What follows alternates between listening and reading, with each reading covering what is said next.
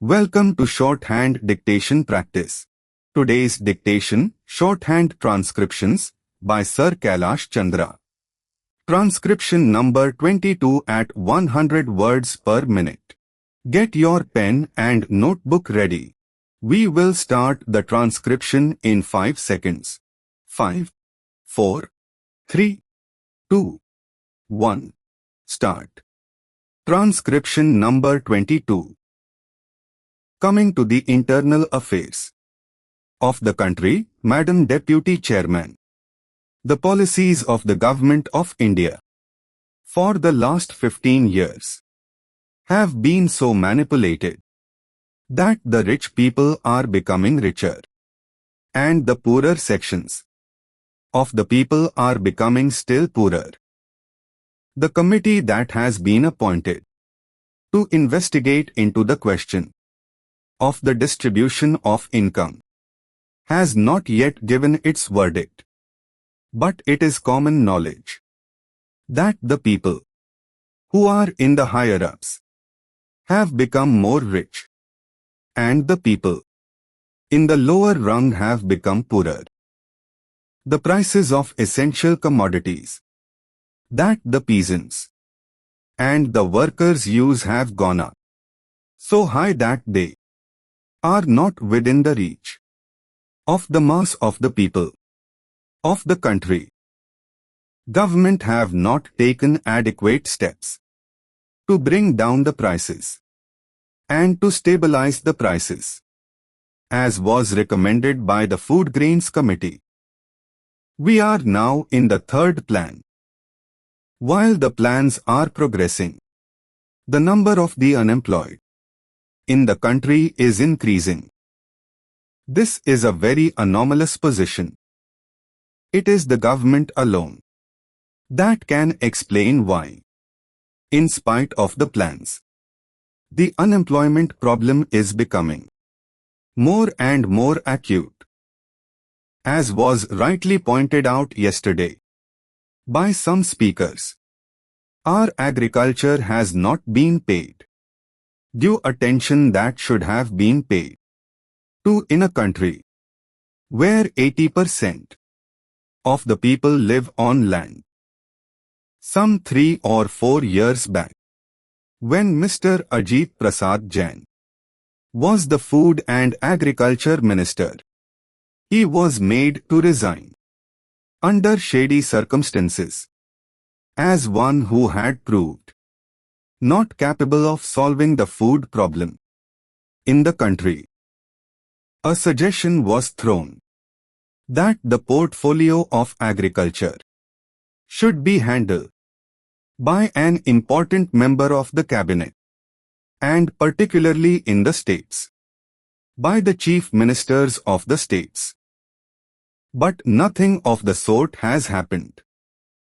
Whatever increase in food grains output we have obtained is not because of any increase in the yield per acre, but because of extensive cultivation. More land has been brought under cultivation, and some irrigation facilities have now been provided. But the increase that we have seen is not in keeping with the demand that is necessary for us to feed 400 millions in India. So, whatever industrial development we want, the basic factor is that our agricultural economy should be improved. For that, all efforts should be made. More fertilizers should be used, and new methods of cultivation should be employed for growing more food crops and for growing other cash crops. In a review that was published by the Planning Commission itself, they have pointed out that there is acute shortage of power in more than 50% of the states in India. We have accepted a planned economy. We have completed 2 plans, and we are now In the third plan, I do not know why the Planning Commission or the planners concerned did not foresee this shortage of power in most of the states in India, and why they did not plan for generation of more power so that people will not accuse the state governments or the Planning Commission that they did not work out the plans properly in order to have more industries and to have more food grains produced through lift irrigation. In most of the states, in Andhra, in West Bengal, in Bihar, in Karnataka, there is power shortage. Whatever power is available now is being rationed. There are thousands of units of small-scale industries which are not working for want of power, and there are thousands of lift irrigation pumps which are denied power supply for purposes of irrigating their lands. And wherever power is supplied, it is supplied during nights, which is not very convenient to make use of the power for agricultural purposes. The Finance Minister, in the statement that he made in the Lok Sabha and which was placed before us, has stated that it was assessed that for the successful implementation of the plan, even after taking every possible measure for the development of our exports, which clearly must be given the highest priority, we would need external assistance of the order of 2,600 crores rupees. And we have, however, been less successful in obtaining and utilizing the external assistance required for financing the imports necessary for our developing economy, to industrialize our country, and to bring it on par with other well-developed countries. We do need assistance, financial, technical and other assistance. The Finance Minister was so hopeful that he was getting 2,600 crores rupees of foreign aid from Aid India Club and other countries. But now he is not hopeful of getting that amount, which is necessary to fulfill the targets in the third 5-year plan. Glossary of Terms, Transcriptions 1 to 22. Note: the source pages for this glossary are laid out into columns that did not scan cleanly.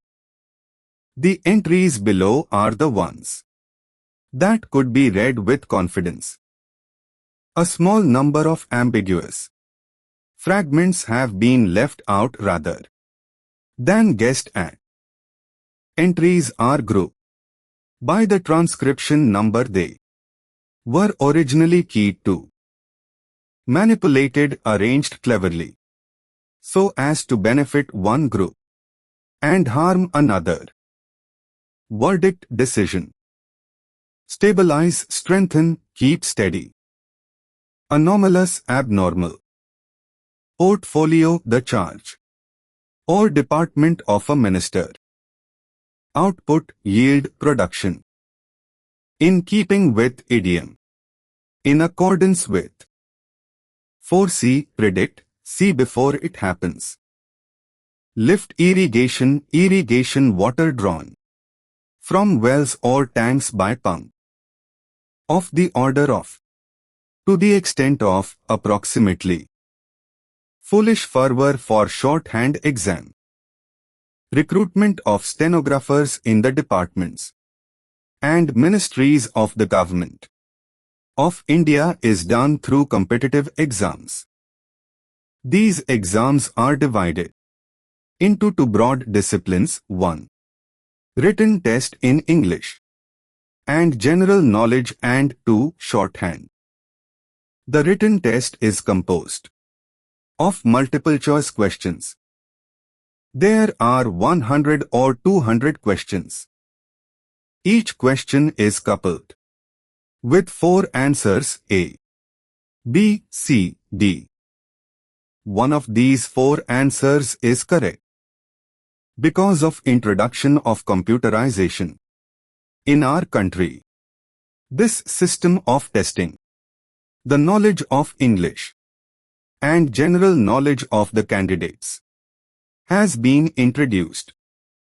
Factually speaking, it is a wrong method of testing the faculty level of the candidate.